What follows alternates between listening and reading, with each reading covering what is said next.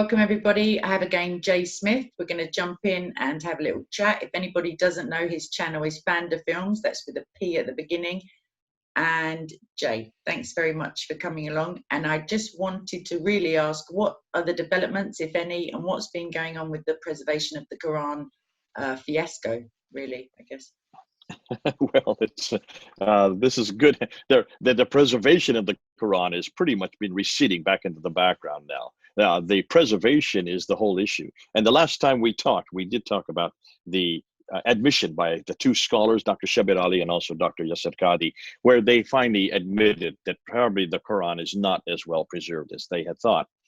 And that has just been running and running and running, Kate, for the last 6 weeks. And that's why it's made my job so easy. It's made your job so easy. I understand you're telling me no Muslims have showed up at Speaker's Corner. There's a good reason they haven't showed up at Speaker's Corner. They know that they're going to be put on the back foot. And they know that all of this material is going to come just descending on their head. What's fascinating to me, Kate, is that for so many years, anytime we've been down at Speaker's Corner or anytime that we've been engaging with Muslims face to face, it has always been the Bible that's been attacked. You notice we've always been on the back foot for us. We've always been on the defensive, and they've had all kinds of attacks. And they have elevated the Quran to such a position in contradistinction to the Bible that now, as you just said about 10 minutes ago, the roles have changed. They put their Quran so high up on a pedestal that it is inimitable, that it is above criticism, that it does not have any, that it has no differences in words or letters or verses. Everything that we see in that Quran today is exactly the same Quran that existed at the time of Uthman, that existed at the time of Muhammad, that exists in those preserved tablets in heaven. Now, you know, Kay, whenever you get up on a ladder at Speaker's Corner, you only want to go up 2 steps, right? If you go up to 5 or 6 steps, you get up so high, the first person that knocks you down, the further you fall.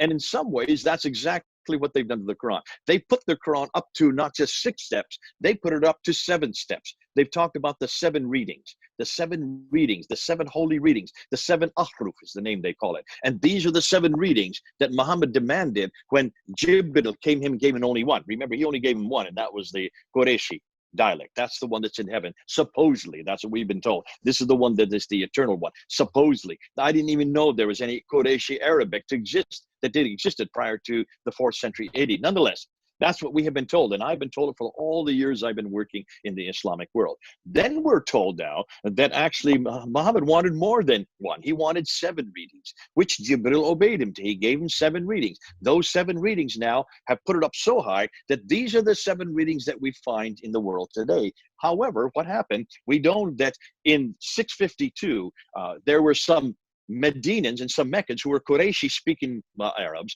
They were up in Azerbaijan and they were having a battle. And alongside them were other Muslims who had come in from Iraq and they had come in from Syria. And when they came together to battle against the Azerbaijanis, they were reciting the Quran to each other, and the Meccans started hearing different Qurans, and they started hearing different dialects, and they got really upset, and they came to blows. Yasir Qadhi talks about this. They came to blows because they were so upset. That's not the Quran. And so finally Hudayfa, who was there leading this group of Meccans up there in Azerbaijan, he comes back down to Medina, and he comes to Uthman in 652. He says, what are we going to do? We've got to stop this. We must be careful that we don't have many different Bibles like the Christians and Jews have. Here you go. There's a polemic. So we must bring it down to one Quran. We must make sure that we rewrite the Quran. Can you make sure that you get Zayd ibn Thabit, the guy who wrote the first Quran to begin with, back in 632, to take that copy that he had written and bring it and rewrite it again in the Qurayshi dialect, which Uthman demands Zayd ibn Thabit do, the secretary of Muhammad, and he writes it in that Qurayshi dialect. So now we're back down to one Quran. Are you getting that? Okay, one Quran. We've gone from 7 at the time of Muhammad. Now we're down to 1, the Qurayshi dialect. To make sure that that did not get perverted, to make sure that that did not get corrupted, Uthman sent it to 5 cities, a copy of this Quran to 5 cities. He sent it to Mecca, he sent it to Medina, he sent it to Basra in Iraq, he sent it to Kufa, which is just south of Baghdad in Iraq, and he sent it to Damascus up in Syria. So Mecca, Medina, Basra, Kufa, and Damascus. 5 cities, right? And he sent a reader with each of the copies so that the reader would read it in the Qurayshi dialect. You can't get more.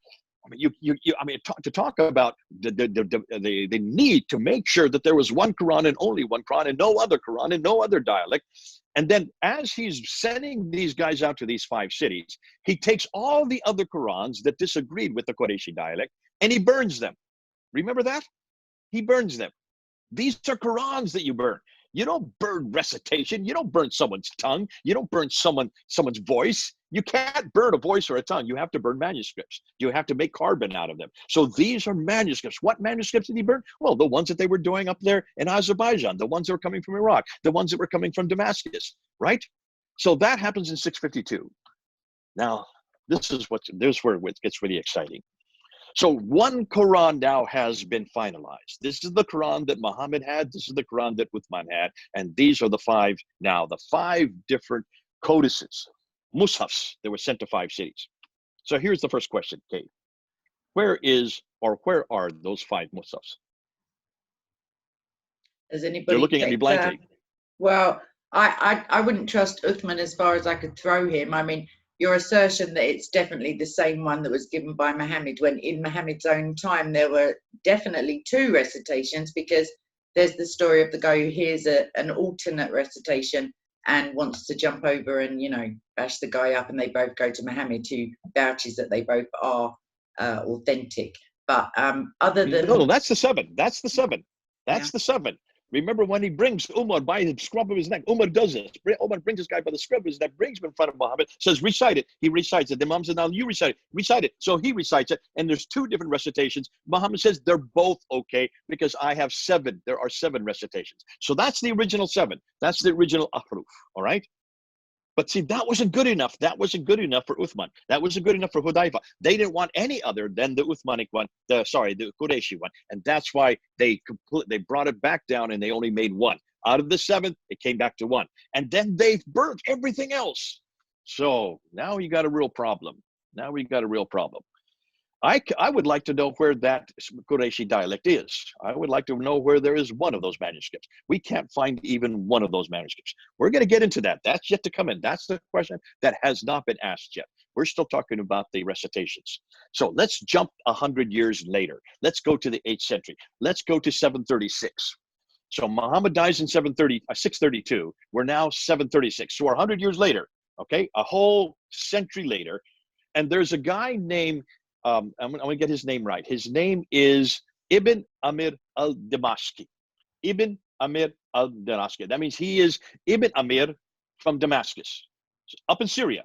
Remember, this is the place you're not supposed to have a dialect, right? This is the place that they didn't want a dialect from. He is the first one to write a new Quran, a completely new Quran that is written in his dialect, which is the Syrian dialect. He is the first, 736. 2 years later, after him comes another one. This is Ibn Kathir al-Makki. So he is from Mecca. Ibn Kathir is from Mecca. He writes another Quran. Then you get another one that is called, and this guy is called, let me get them in order of their death rates, because then you know that they're the sequence. Then you have Asim Ibn Abi al-Najud from Kufa. Now we're in Iraq.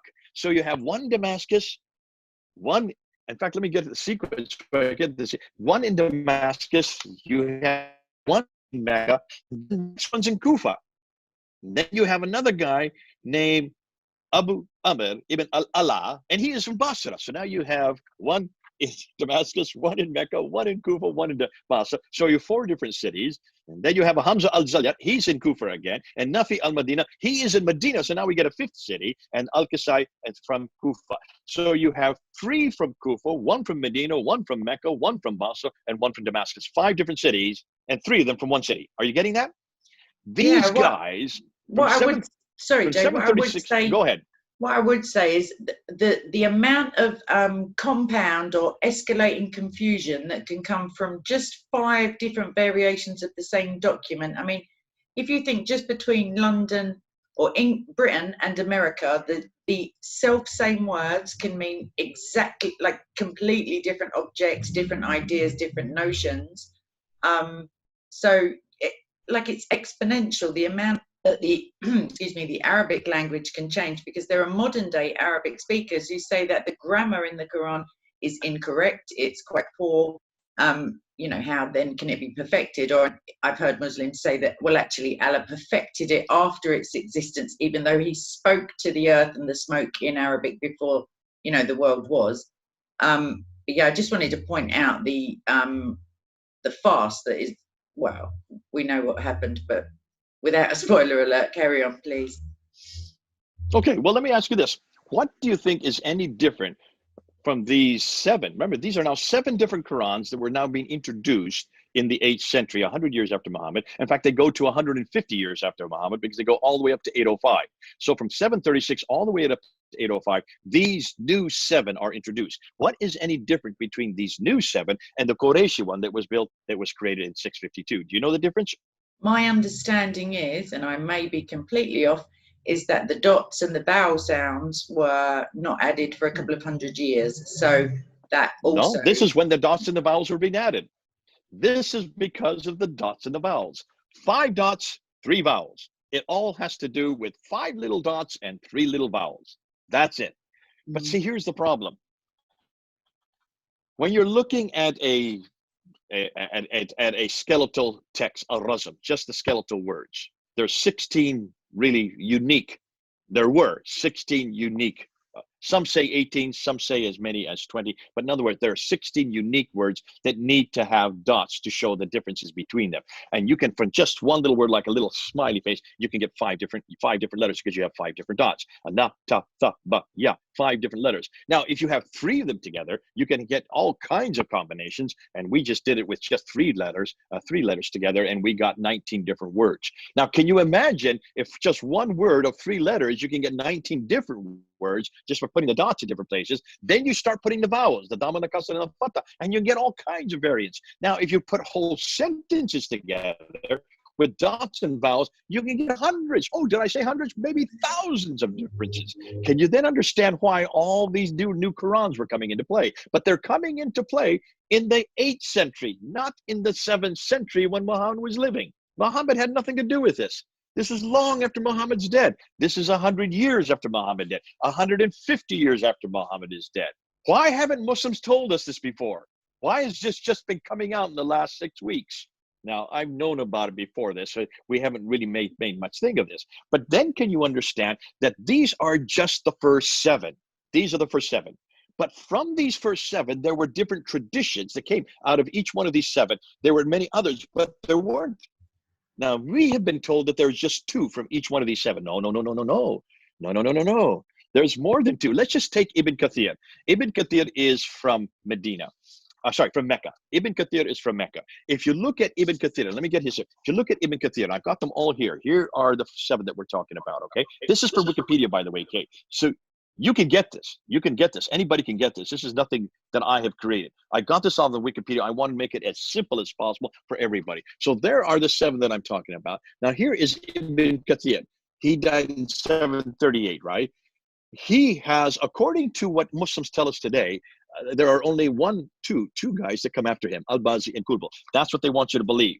Just 2 that were his transmitters. No, there weren't.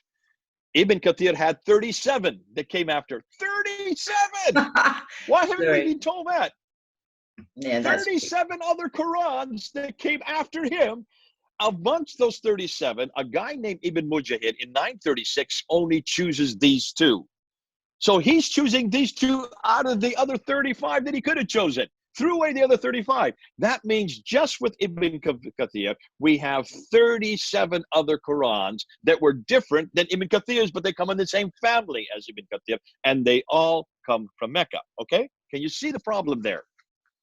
Yeah, I can see. If you want to say, and we haven't even been told yet, if let's say each one of these 7s has 37 to 38, maybe 80 different other transmitters, you're getting hundreds of other different Qurans. There could be hundreds. We have yet to find out. This is what we're looking at right now. How many of these different transmitters what I'd like to say at this now point exists is that what we were discussing earlier also is that I think that the entirety of the problem, I mean, I've been thinking of things as you've been speaking. I mean, one of them, when you said how many Muslims know or why haven't Muslims told us this, I think genuinely that the average Muslim on the street, so to speak, had no idea of this because of Qadi's words when he said what the normal Muslim needs to know is this. The other thing is that it's, like I said, it's exponential, the amount of incongruence and mistakes that can be made with so many versions. But at the same time, it's the Muslims' own standards for the last, like you say, 30 to 40 years that you've been like discussing the oneness of the Quran, as it were, or the unique nature of the Quran as opposed to the Bible, which has been translated, obviously, a couple of verses, you know, removed, put in, the Apocrypha taken out, various translations, if you translate straight from the Greek to the Latin, you know, there's all of that.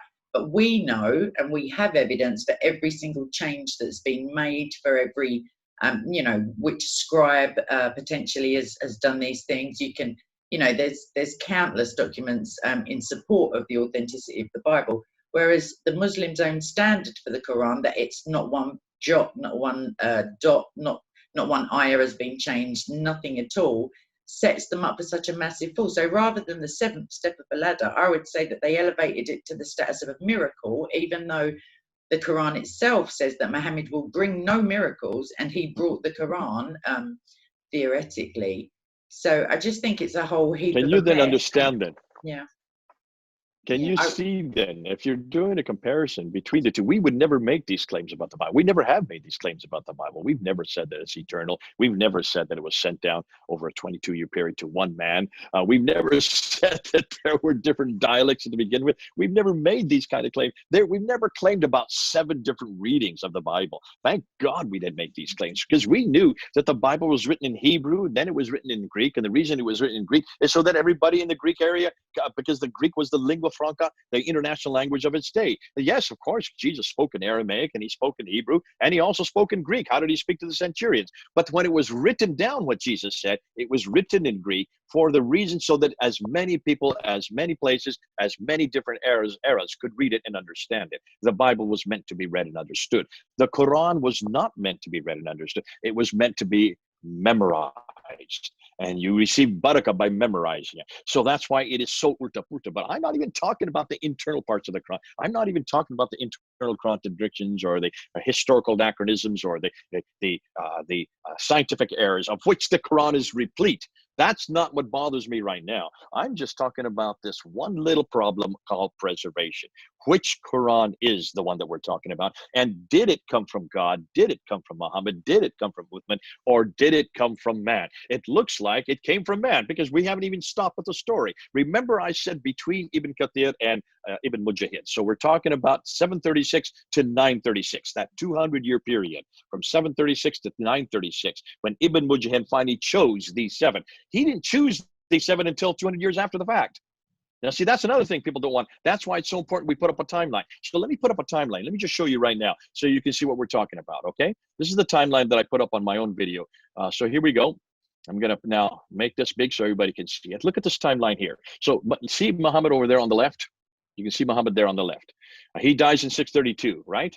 Okay, now Uthman's Quran is in 652, roughly 20 years later, right? And then you have one Quran at the time of Uthman, because he's the one that wants one Quran.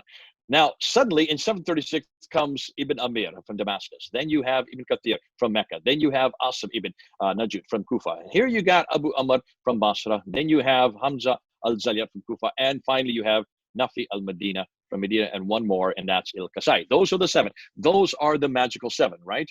Now I'm just going to take a pages off for a minute, because I want to then show you where is it that we find out that these are the 7. This guy, this guy here,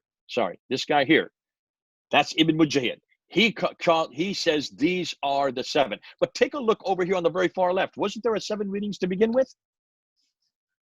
Take a look at the difference between 632 and 736. There's 100 years right there. So this cannot be the original 7. This is a whole nother 7, because they only begin to appear in 736, over 100 years later, right? Yeah. But that's still not good enough. There was still some more to come, because then you have now the official 7. We have this one then was added to the list. Abu Jafar from Medina. And then this one, Yaqub from Basra. And then you have Khalaf from Kufa. So who added these 3? Well, this guy down here, Al-Jazari. Look at his dates. 1429. Wow.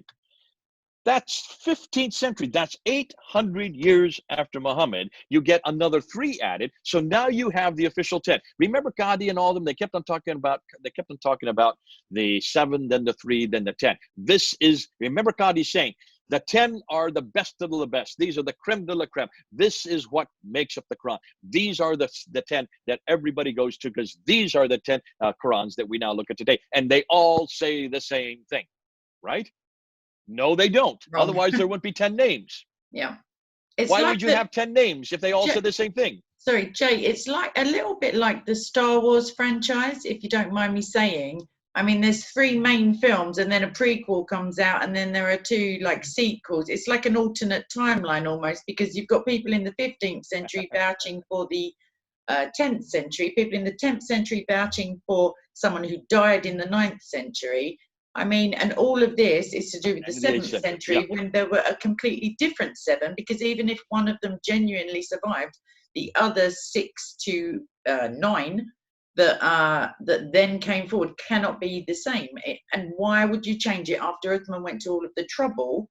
I mean, obviously, if Muhammad talks about 7 recitations and they are no more, it seems to me a little Machiavellian, really, to try to recreate a different 6 to make a set of 7 again. It doesn't make any sense. Okay.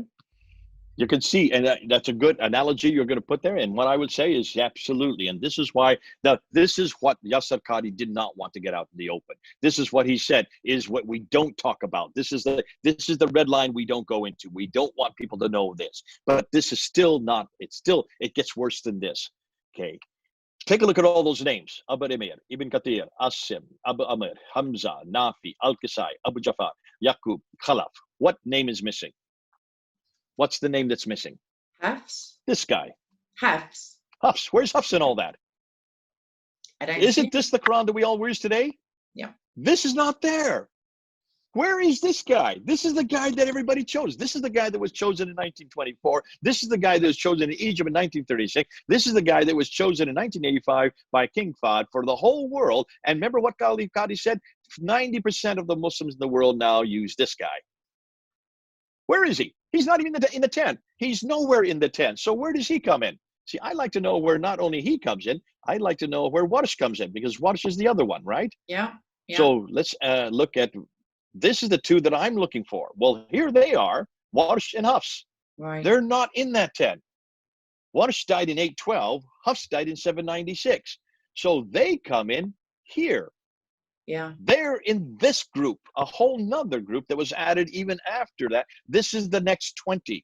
These are the students or the transmitters of the original 10.